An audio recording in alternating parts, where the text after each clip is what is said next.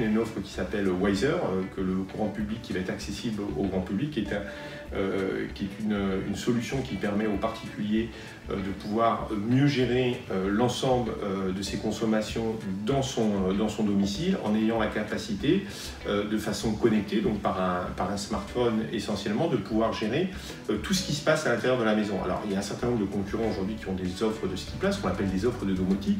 Nous, on veut surtout aller plus loin, c'est non seulement de la domotique, mais c'est aussi de la gestion efficace et intelligente du bâtiment. Donc on est véritablement dans le bâtiment connecté, c'est-à-dire que sur mon smartphone, je vais avoir des retours d'informations sur mes consommations d'électricité à tout moment dans la journée. Je vais pouvoir programmer des scénarios pour optimiser ma consommation d'électricité.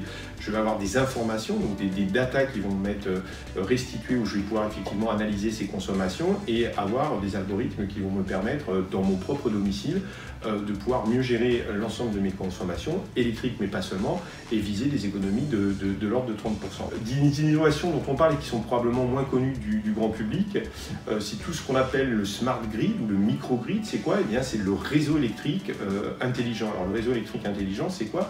C'est un réseau qui va permettre à l'ensemble, par exemple, prenons pour un microgrid, donc pour un petit réseau électrique, à l'échelle d'un quartier, pour que l'ensemble des habitants ou des personnes qui sont situées sur un quartier, ce peut être des bâtiments tertiaires, des résidences là encore, des écoles, des hôpitaux, des petites entreprises, pour que la gestion du réseau électrique de ce quartier soit optimisée et qu'on ait une bonne gestion des charges, parce que le soir, ce sont les maisons qui vont consommer plus que les bâtiments qui, eux, vont consommer davantage dans la journée, alors qu'un hôpital va consommer probablement aussi toute la journée, un data center va consommer toute la journée. Et donc, ce réseau intelligent, il va gérer l'ensemble de ces charges.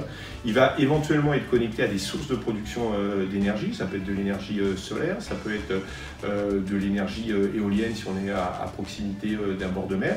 Et donc, ce réseau intelligent, il va à la fois gérer cette production d'énergie, l'apport d'énergie des régies électriques, et puis tous les points de consommation, tous les points d'usage, de façon à ce qu'on ait une gestion qui soit optimisée.